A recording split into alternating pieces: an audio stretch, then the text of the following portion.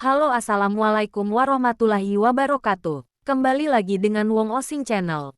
Kali ini saya akan memberikan informasi penting seputar bantuan sosial PKH dan BPNT bulan November tahun 2024.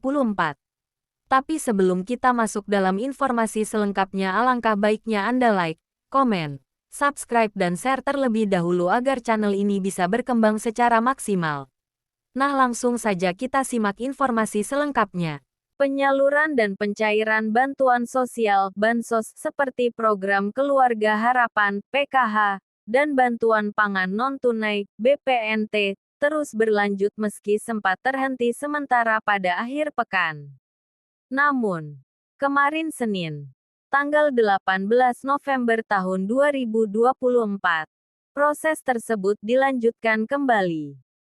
Di tengah-tengah periode pencairan ini, penting bagi para penerima bansos untuk memahami bagaimana progres penyaluran bantuan ini, terutama bagi mereka yang masih menunggu pencairan.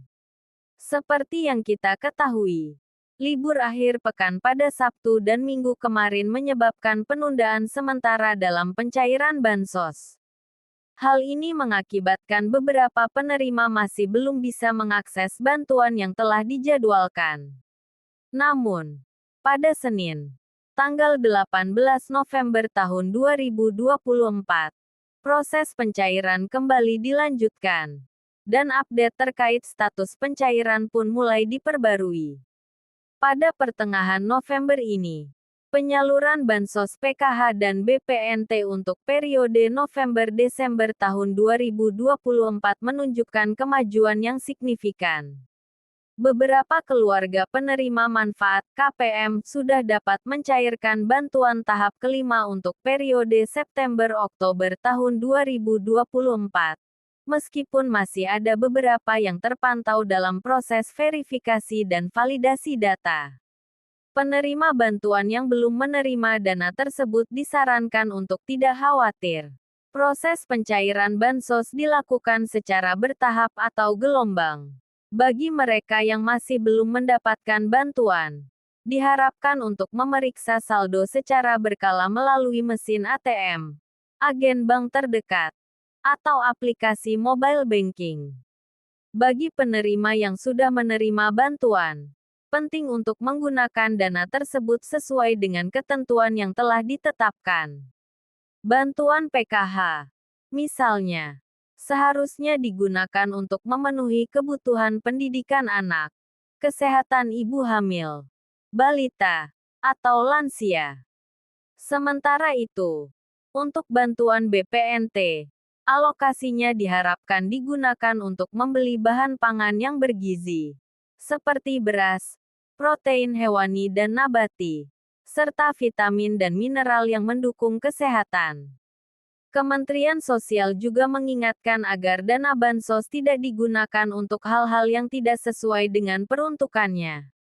Misalnya, penggunaan dana untuk membeli minuman keras atau berjudi online, yang tentu saja melanggar ketentuan yang berlaku dalam program bansos ini.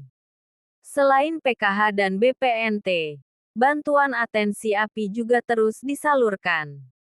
Namun, mengingat libur akhir pekan, pencairan atensi API di PT Pos atau pengantaran langsung ke rumah penerima akan ditunda hingga hari Senin dan terus dilanjutkan hingga tanggal 20 November tahun 2024. Besaran bantuan untuk atensi API ini adalah Rp800.000. Sementara itu, untuk bansos PKH periode November-Desember tahun 2024, saat ini masih dalam tahap verifikasi rekening. Banyak KPM yang telah berhasil lolos tahap final closing. Namun verifikasi rekening masih menjadi tahapan penting yang harus dilalui. Verifikasi ini dilakukan untuk memastikan tidak ada kendala saat proses transfer dana dari Kementerian Sosial ke rekening penerima.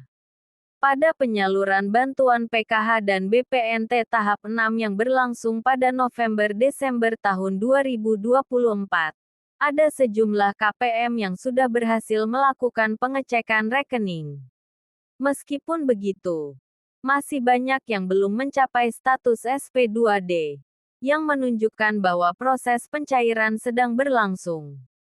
Pencairan tahap 6 untuk BPNT diperkirakan akan dilakukan pada pekan-pekan terakhir bulan November. Meskipun saat ini proses tersebut masih dalam tahapan verifikasi dan validasi. Dengan adanya pembaruan informasi ini, diharapkan para penerima bansos dapat lebih memahami tahapan dan proses pencairan yang tengah berlangsung. Sebagai langkah selanjutnya, para KPM diharapkan untuk terus memeriksa saldo secara berkala dan menggunakan bantuan yang diterima dengan bijak sesuai ketentuan yang ada. Nah, mungkin cukup itu informasi dari saya. Semoga informasi ini bisa bermanfaat bagi teman-teman semuanya.